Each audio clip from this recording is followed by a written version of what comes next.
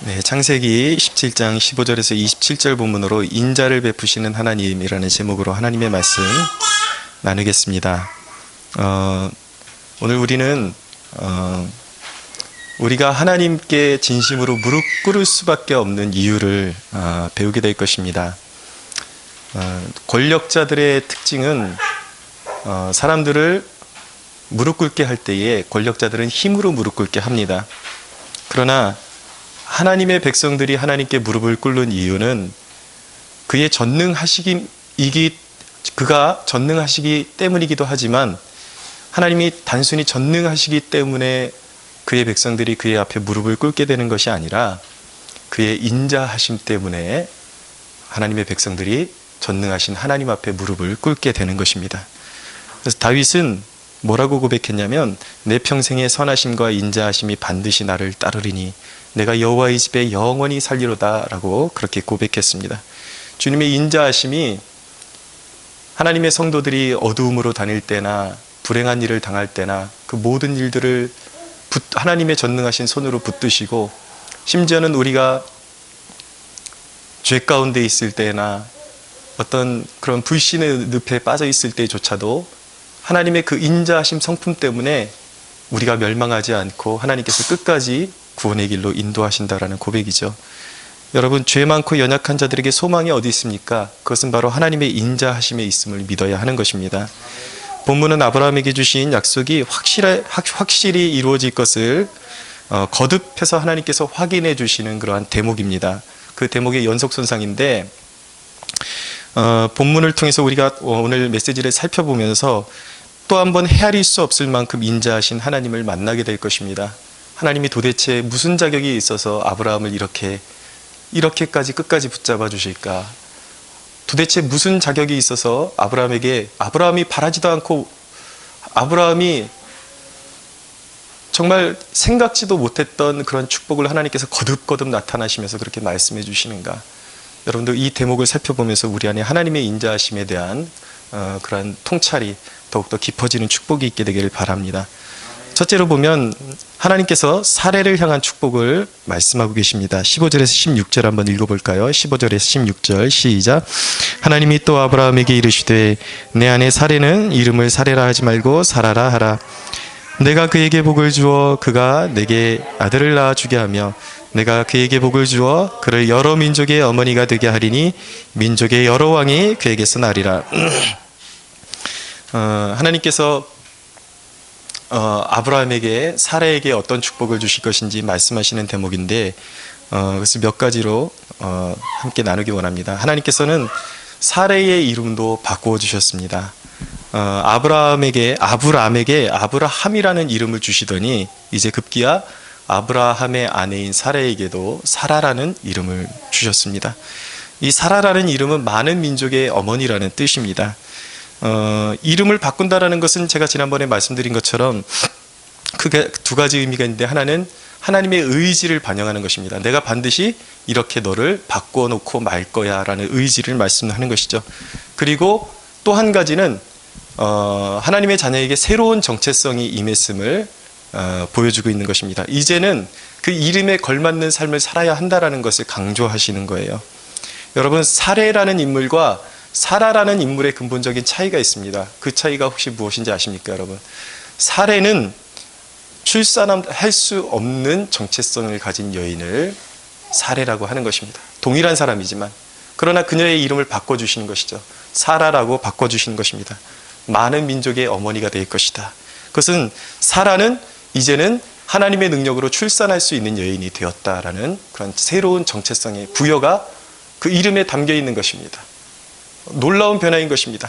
아직까지 생리적으로는 사라라고 이름이 바뀌었다고 해서 생리적으로 이 여인의 어떤 기관이 신체적인 기관이 바뀐 것이 아니에요. 그런 것은 아니지만 이제 사라라는 이름은 하나님의 능력으로 잉태하는 여인이 되었다라는 의미를 가지고 있는 것입니다. 여러분, 그리스도인이라는 이 영광스러운 이름에는 이런 놀라운 축복이 담겨 있는 것입니다. 내가 그리스도인이라는 이름을 갖게 된 것, 이제는 이전에 예수 믿기 전에 환희가 아니라 똑같은 이름이지만 예수 안에 있는 환희가 되었다라는 것, 그것은 놀라운 것입니다. 그것은 이제 기대할 수 없고 멸망과 저주의 삶밖에 기대할 수밖에 그런 삶밖에 기대할 것이 없던 사람에게 결코 열매 맺을 수 없는, 이리 노력하고 저렇게 노력해도 결국은 멸망의 길로 갈 수밖에 없는 죄인에게 하나님께서 정체성을 바꾸어 주셔서 이제는 놀라운 열매 맺을 수 있는 삶으로 바꾸어 주셨다라는 것입니다. 할렐루야. 이것이 복음의 능력이에요. 여러분, 이제부터는 아이를 출산할 수 없었던 사례의 정체성으로 살아가지 말고 이제는 영광스러운 그리스도인의 이름으로, 사라의 이름으로 살아갈 수 있는 저와 여러분들이 되기를 축원합니다. 또 한 가지, 하나님께서는 사라에게 축복의 통로가 되게 하셨습니다. 16절에 보면은 내가 그에게 복을 주어 그가 내게 아들을 낳아주게 하겠다라고 말씀하시죠. 아브라함에게는 반드시 사라가 필요합니다. 하나님께서 아브라함에게 약속을 주셨어요. 너의 자손이 하늘의 별과 같이 땅의 티끌과 같이 많아질 것이라고 약속을 해주셨습니다. 근데 여러분, 아브라함이 아무리 잘나도 아브라함 혼자는 그런 역사를 일으킬 수가 없습니다. 사라가 있어야 하는 것입니다. 이것이 교회의 비밀입니다. 여러분, 우리가 우리의 존재, 서로서로를 어떻게 바라봐야 하는가? 사랑하는 여러분, 우리는 서로에게 축복을 나눠주는 통로로 부름받았음을 기억하십시오. 이것이 교회의 비밀인 것입니다. 하나님은 각 사람에게 은사를 주셨어요. 그리고 그 은사를 통해서 서로를 섬기게 하심으로 말미암아 저 사람이 할 수 없는, 나만이 할 수 있는 일이 있습니다. 내가 할 수 없는 일을 내가 아닌 다른 그 사람만이 할 수 있는 일들이 있습니다. 지금 여러분들이 앉아 계시지만 여기 각각 한 사람 한 사람을 하나님께서 독특하게 지으셨다라는 거예요. 그 사람만이 할 수 있는 일이 있다라는 것입니다. 그 은사를 교회에서 발휘하게 하심으로 말미암아 하나님께서 교회의 축복을 배가시켜 주시는 것입니다. 더 풍성하게 해주시는 것입니다. 그러므로 사랑하는 여러분, 마음에 조금이라도 다른 사람과 비교하면서 잘난 척하지 마십시오. 그것은 하나님 앞에 죄를 범하는 것입니다. 여러분, 내 옆에 있는 사람들을 이제부터 어떻게 바라볼 것인가? 나를 위해서 아들을 낳아줄 사람이라는 정체성을 가지고 바라봐야 하는 것입니다. 할렐루야. 여러분, 옆 사람들 한번 돌아보십시오. 나를 위해서 아들을 낳아줄 사람들입니다. 나를 위해서 축복을 잉태해 줄 사람들이라는 사실을 기억해 주십시오. 여러분은 축복의 통로로 부름받았습니다. 사랑하는 여러분, 서로가 하나님께서 이 신비 가운데 그 그리스도의 보혈로 우리를 불러주시고 한 가족으로 삼아주셨습니다. 서로의 소중함을 깨닫게 되는 오늘 거룩한 주일이 되기를 축원합니다. 내가 아들을 낳아주게 할 것이다 라는 말씀은 아주 놀라운 말씀입니다. 하나님은 자식을 출산할 수 없는 여인을 통해서 약속의 자녀를 주실 수 있는 분이십니다. 성경은 이런 역사에 대해서 많이 말씀합니다. 제가 성경 몇 구절을 좀 읽어드리겠습니다.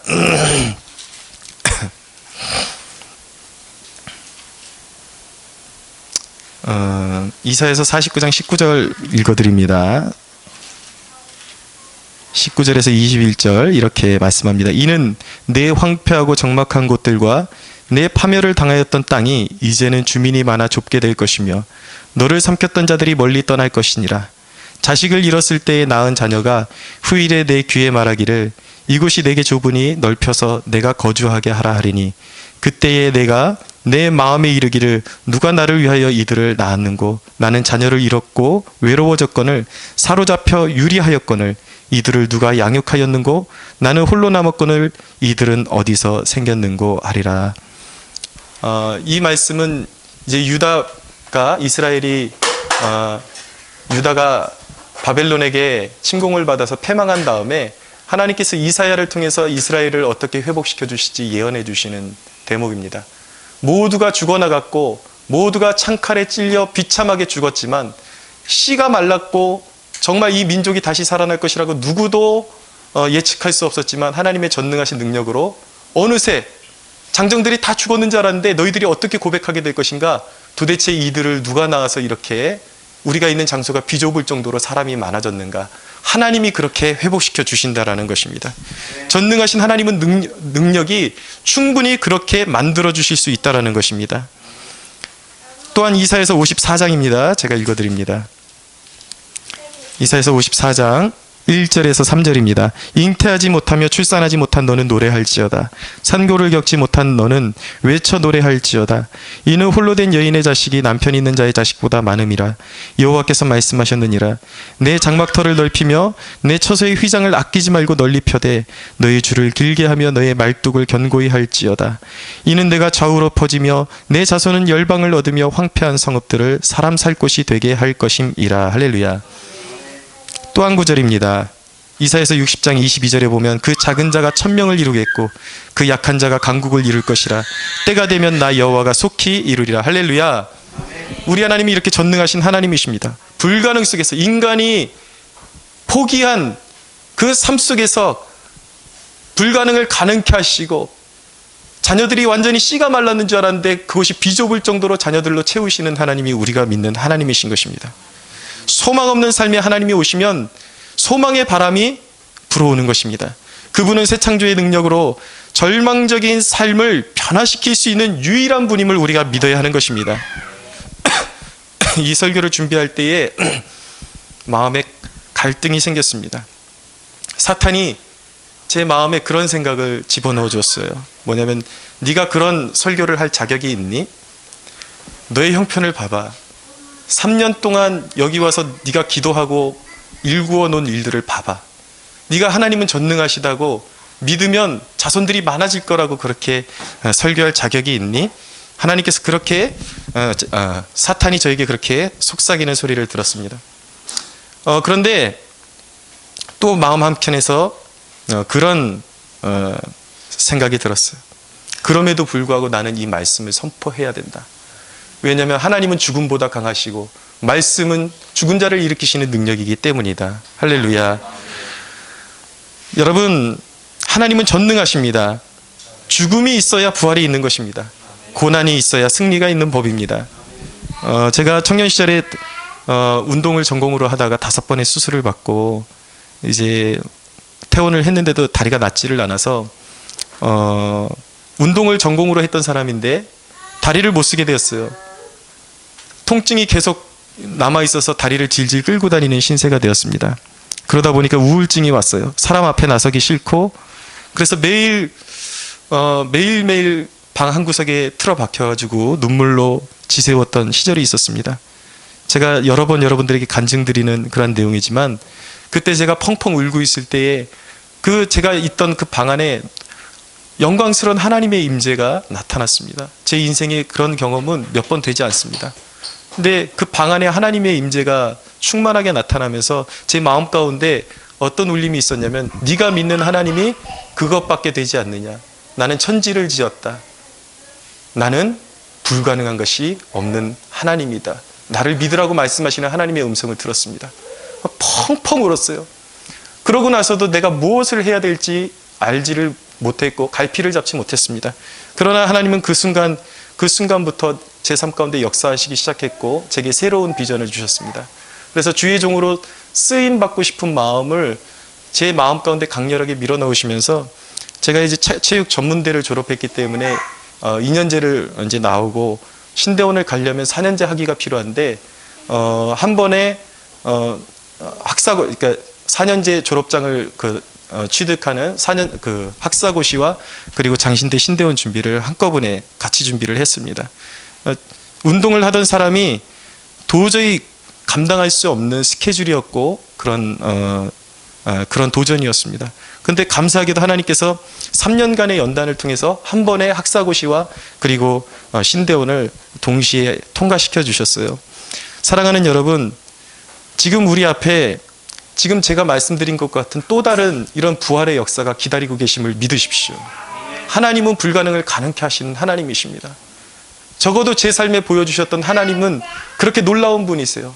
다 망했다고 생각하고 다 끝났다고 생각했는데 새로운 삶을 주시고 새로운 인생을 주시고 새로운 목적을 주시고 비록 그 과정은 눈물이었고 고통이었지만 반드시 열매 맺게 하시는 분이 우리 하나님이심을 믿어야 하는 것입니다.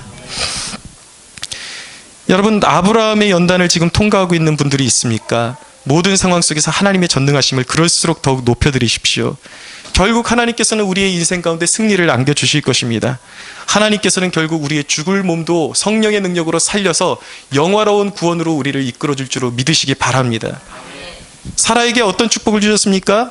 존귀한 후손들을 보게 하실 것이라고 말씀하십니다. 16절에 보니까 오늘 본문 16절에 보니까 끝에쯤 그를 여러 민족의 어머니가 되게 하리니 민족의 여러 왕이 그에게서 나리라. 하나님께서 그냥 응답을 주시는 것이 아니에요. 하나님의 응답은 최상의 응답입니다. 할렐루야. 사라의 몸에서 민족의 왕들이 나게 하시겠다고 말씀하십니다. 여러분, 인생은 빨리 이룬다고 진정한 축복은 결코 아닌 것입니다. 더디 가더라도 누구와 함께 가느냐가 관건인 것입니다. 우리가 하나님과 함께 동행하고 하나님과 함께 할 때에 사라에게 주셨던 것처럼 하나님께서 정말 복 중에 복을 주시고 확실한 축복을 주실 줄로 믿으시기 바랍니다. 그래서 결국 하나님께서 사라에게 약속하신 것처럼 그 후손들을 통해서 유다와 이스라엘의 역대 왕들이 나오게 되고 결국 성령으로 말미암아 이 땅에 메시아이신 예수 그리스도가 그 후손을 통해서 나오게 하시는 그러한 약속의 성취가 이루어지게 되는 것이죠. 하나님은 반드시 약속을 성취하시는 진실하신 하나님이십니다. 이런 약속을 주셨어요. 그런데 문제는 사람의 반응입니다. 이 약속의 말씀을 듣고 아브라함이 어떻게 반응했는가? 그 아브라함의 반응과 그 반응을 다스리시는 하나님의 모습을 또한 우리가 주의 깊게 살펴볼 필요성이 있습니다. 17절에서 19절입니다. 한번 읽어볼까요?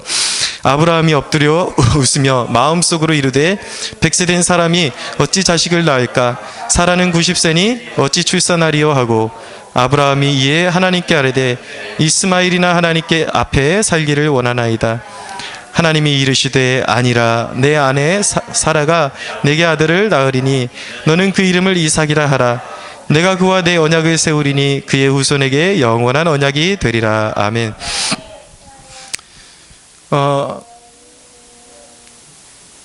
하나님께서 이렇게 분명한 약속을 주셨음에도 불구하고 아브라함은 급기야 엎드려서 웃었습니다. 허탈하다는 듯이 웃고 말았습니다.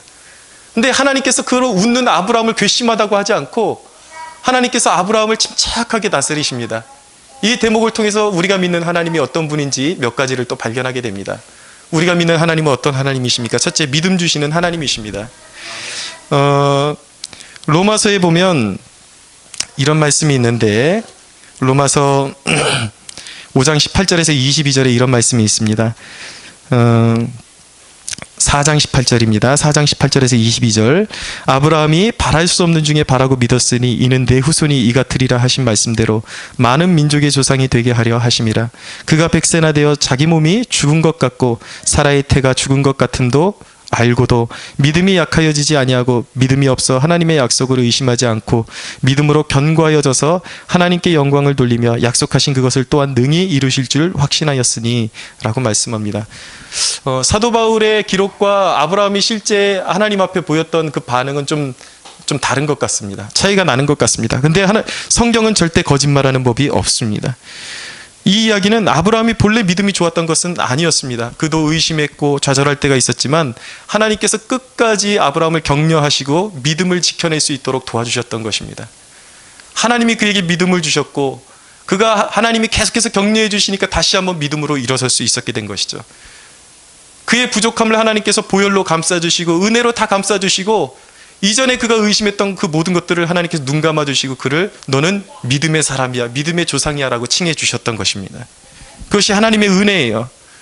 여러분, 인간의 믿음과 신뢰가 구원하는 것이 결코 아님을 깨달아야 하는 것입니다. 하나님이 믿음이 약함에도 격려하시고 믿음을 계속해서 불어넣어 주셔서 구원해 주시는 것입니다. 할렐루야. 그렇기 때문에 여러분, 이 지구상에 살았던 사람들 가운데 진정으로 완벽한 사람은 아무도 없는 것입니다. 믿음의 조상인 아브라함도 이렇게 불안해할 때가 있었고 믿지 못할 때가 있었다는 사실을 꼭 기억해야 되는 것입니다.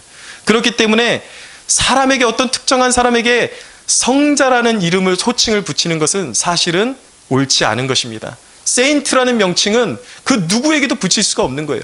누구나가 죄인이고 누구나가 다 하나님 앞에 연약한 피조물일 뿐입니다. 하나님의 일방적인 은혜가 아니면 그 누구도 스스로 구원에 이를 수 없고 그 누구도 변화받을 수 없는 것이 바로 나약한 인간일 뿐인 것입니다.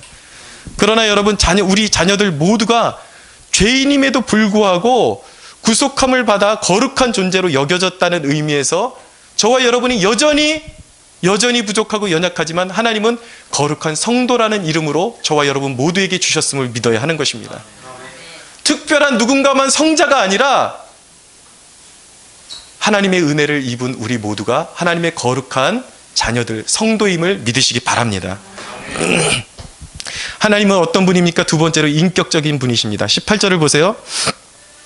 아브라함이 어떻게 반응합니까? 18절에 보니까 아브라함이 이에 하나님께 아뢰되 이스마엘이나 하나님 앞에 살기를 원하나이다. 예, 굉장히 건방진 말투가 느껴집니까? 하나님 앞에? 예, 이스마엘이나 하나님 앞에 살기를 원하나이다. 마음이 그만큼 힘들었던 것입니다. 그런데 이런 믿음 없는 응답에 하나님께서 어떻게 응답하시는가? 20절을 보세요. 같이 한번 읽어볼까요? 시작. 이스마엘에 대하여는 내가 내 말을 들었나니 내가 그에게 복을 주어 그를 매우 크게 생육하고 번성하게 할지라. 그가 12두령을 낳으리니 내가 그를 큰 나라가 되게 하려니와. 아멘. 아브라함은 하나님의 말씀을 웃어넘겼고 믿음 없는 말을 내뱉었습니다. 그러나 하나님은 아브라함이 믿음 없이 내뱉은 말임에도 불구하고 아브라함의 말을 무시하지 않고 진지하게 수용하셨습니다. 화내지 않고 아브라함의 말에 경청하시고 그 말을 수용해 주셨다는 거예요. 그래서 네가 말한 것처럼 이스마엘도 내가 버리지 않고 이스마엘에게 놀라운 축복을 주어서 12두령을 그를 통해서 12두령이 나오고 큰 민족을 이루게 하시겠다라고 약속해 주시는 것입니다.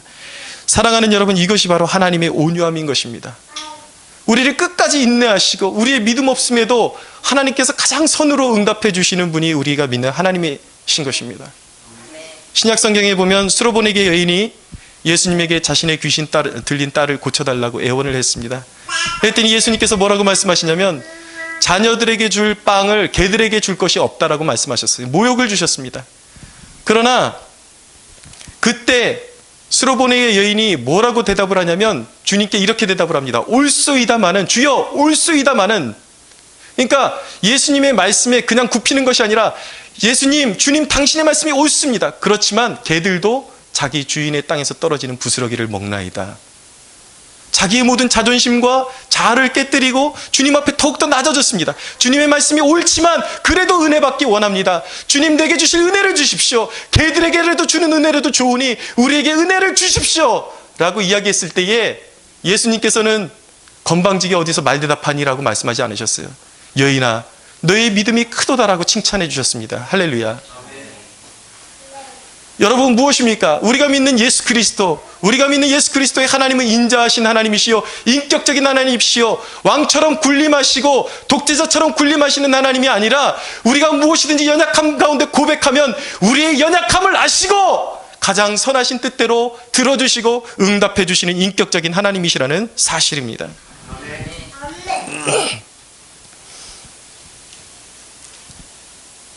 여러분, 하나님을 대할 때 여러분들 그렇게 대면하고 계십니까? 여러분들의 말을 신중하게 생각하시고 여러분들의 약함 때문에 뱉어진 그 말 한마디에도 주님은 웃어넘기지 아니하시고 신중하게 생각하시고 어떻게 해서든 여러분들을 위해서 좋은 방향으로 응답해 주실까 고민하시는 하나님으로 깨닫고 여러분들 하나님을 대면하고 계십니까?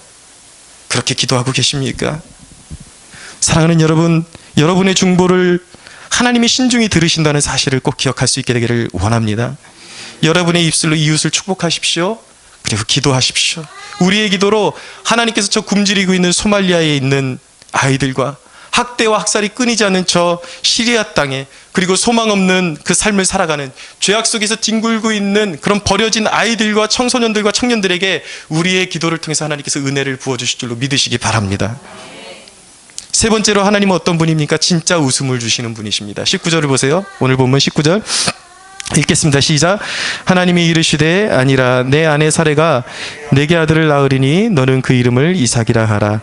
내가 그와 내 언약을 세우리니 그의 후손에게 영원한 언약이 되리라. 아멘. 아브라함이 비웃었습니다. 웃었습니다. 아브라함이 하나님의 그 약속을 듣고 허탄하다는 듯이 웃었습니다. 그러나 이삭이라는 그 뜻이 무엇인지 아십니까? 이삭은 웃음이라는 뜻입니다. 여러분 창세기 21장 한번 가보세요. 21장 5절에서 6절입니다.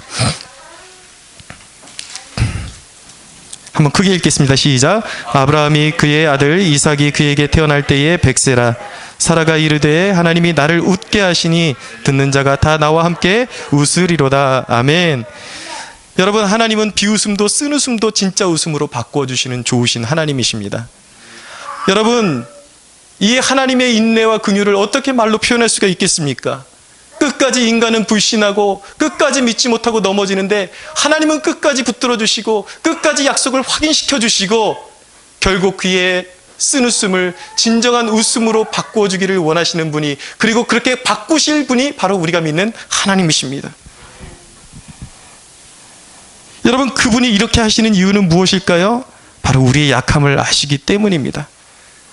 우리가 얼마나 나약한 존재인지 하나님께서 아시기 때문에 우리의 쓴웃음도 비웃음도 하나님께서는 못 본 채 하시고 간과하시고 죄인에게 한없는 긍휼과 사랑을 베푸시는 인자하신 하나님이신 것입니다. 여러분, 그분은 우리가 웃으면서 내면에 흘리는 눈물을 아십니다. 고독과 슬픔과 괴로움을 감춘 채 애써서 웃는 우리의 그러한 표면적인 웃음을 아십니다. 그분은, 사랑하는 여러분, 그러나 그분은 종국적으로 우리의 머리에서 죄를 제거하시고 화관을 씌워주시는 하나님이십니다. 우리에게 슬픔 대신 기쁨으로 옷 입혀주시는 하나님이심을 믿으시기 바랍니다.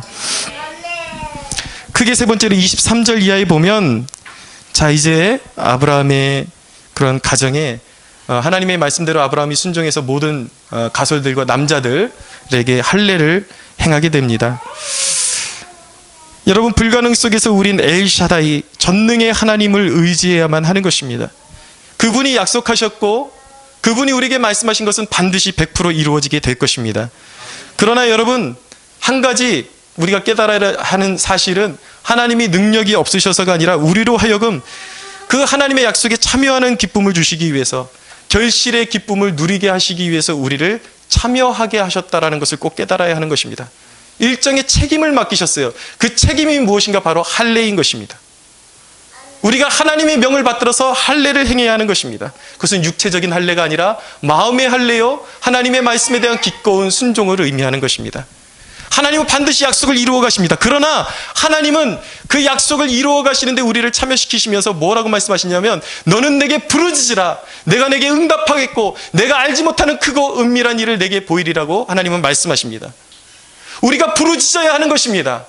우리가 갈급함을 가져야 하는 것입니다. 그럴 때 이를 성취하시고 계획하시는 하나님이 우리에게 약속하신 것은 우리의 기도를 받으시고 이루어 주시는 것입니다. 나아가서 하나님은 우리에게 거룩하라고 요구하십니다. 이전의 삶을 내어버리고 주님만, 온전히 주님께 집중해서 주님만 따르라고 말씀하십니다. 여러분, 여러분이 예전의 삶에 묶여있는 밧줄을 풀어버리지 않으면 여러분들의 구원의 항구로 인도하는 배는 한 걸음도 앞으로 나갈 수가 없습니다. 물살로 나갈 수가 없습니다. 이전에 있던 더러움과 추악함과 우상숭배와 내 마음대로 살려고 했던 불순종의 삶을 완전히 그것을 고리를 끊어버리고 순종의 배를 띄워야 하나님의 약속을 이루어지는 것을 여러분들이 보게 될 것입니다. 아멘.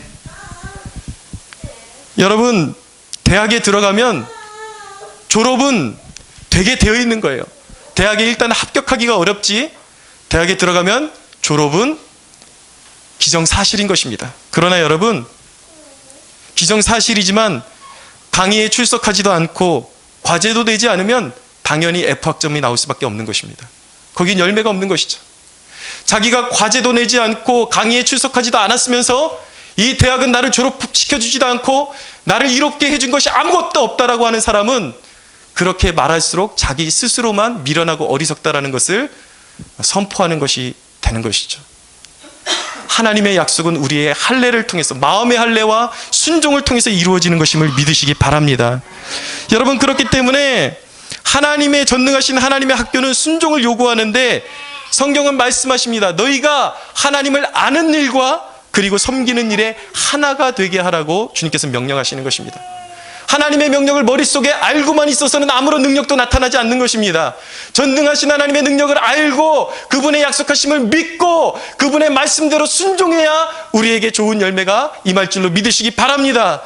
여러분들 모두가 하나님께서 주신 그 약속 중에 하나도 땅에 떨어뜨림이 없이 그 축복을 받아 누리게 되기를 축원합니다. 여러분, 이 전체 말씀을 통해서 단 한 가지 적용점을 나누고 말씀을 마치겠습니다. 사랑하는 여러분, 우리도 인자하신 하나님처럼 인자를 베푸는 삶을 살아야겠습니다. 하나님은 아브라함의 연약함 중에도 격려와 위로와 믿음을 주시면서 축복의 삶으로 끌어주셨습니다. 그 축복의 이유는 무엇입니까? 사람이 잘나서가 아니에요. 자격이 아닙니다. 하나님의 인자하심입니다. 이따가 부르게 되겠지만 그 찬양의 가사가 우리의 가슴에 깊이 박히기를 축원합니다. 어떤 찬양이냐면, 하나님의 은혜로 이 쓸데없는 자 왜 구속하여 주는지 난 알 수 없도다. 우리의 피부로, 가슴으로 이 하나님의 인자하심을 느낄 수 있게 되기를 축원합니다. 여러분, 우리가 주님 앞에, 예수 그리스도 앞에 무릎 꿇을 수 있는 이유는 그분이 단순히 전능하시기 때문이 아닙니다. 그분이 죄인을 위해서 조건 없이 우리를 대신해서 십자가를 지시고 우리를 한없는 사랑으로 품어주시고 인자를 베푸셨기 때문에 우리는 그분 앞에 무릎을 꿇는 것입니다. 죄인들이 주님을 인정하는 이유는 그분의 권력 때문이 아니라 인자하심 때문이에요. 여러분, 조건 없이 늘 우리는 망아지 같고 우리가 원하는 대로 살려고 하지만 하나님의 인자하심을 받았기 때문에 이 자리에 앉아있게 된 것입니다. 그 사랑을 받았다라면 여러분, 우리도 기대에 미치지 못하는 사람들에 대해서 참을 뿐만 아니라 진정한 마음으로 친절을 베풀어야 할 줄로 믿습니다. 우리가 인자하지 못하면 결코 우리 밖에 있는 사람들이 하나님을 향해서 마음을 열지 못할 것입니다. 예수님께서는 우리에게 명령하셨어요. 너희는 세상의 등불이 되어라. 너희의 선한 행실을 모두가 보게 하여라. 너희가 내 제자임을 깨닫게 하여라고 말씀하셨습니다. 사랑하는 여러분, 할례는 마음의 주님의 명령을 품고 순종하는 것입니다.